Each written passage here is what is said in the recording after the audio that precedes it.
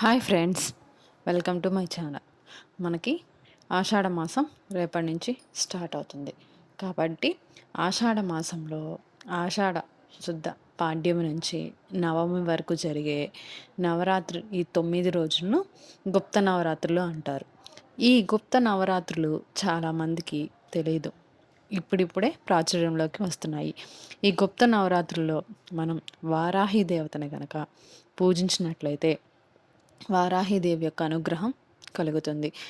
కానీ మనం లక్ష్మీదేవి పూజ ఎలాంటి పూజలైనా ఉదయం పూటే చేసుకుంటాం. కానీ వారాహి అమ్మవారి పూజ మాత్రం రాత్రి, అంటే సాయంత్రం 6 నుంచి కాదండి, చుక్కలు కనిపించాలి మనకి ఆకాశంలో. అలాగే చీకటి పడాలి. చీకటి పడిన తర్వాత మాత్రమే వారాహి పూజని మనం చేసుకోవాలి. అంటే రాత్రిపూట 8 సమయంలో ఆ టైంలో కనుక స్టార్ట్ చేసినట్లయితే వారాహి అమ్మవారి యొక్క అనుగ్రహం మనకు కలుగుతుంది. రాత్రి ఎంత రాత్రి అయితే అంత రాత్రిలో వారాహి అమ్మవారి పూజ చేస్తారు.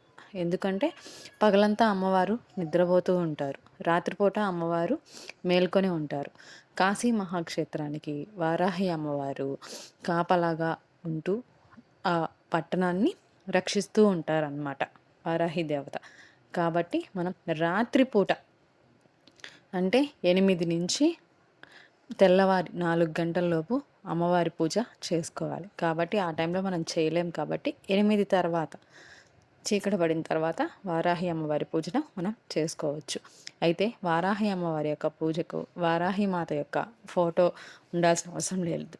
లలితాదేవి యొక్క స్వరూపమే వారాహి అమ్మవారు. లలితాదేవి ఫోటోని, ఏ అమ్మవారి ఫోటోనైనా పెట్టుకొని వారాహి పూజ చేసుకోవచ్చు. అప్పుడు వారాహి మాత యొక్క అష్టోత్తరాన్ని చదువుతూ గంధంతో పూజ చేసినట్లయితే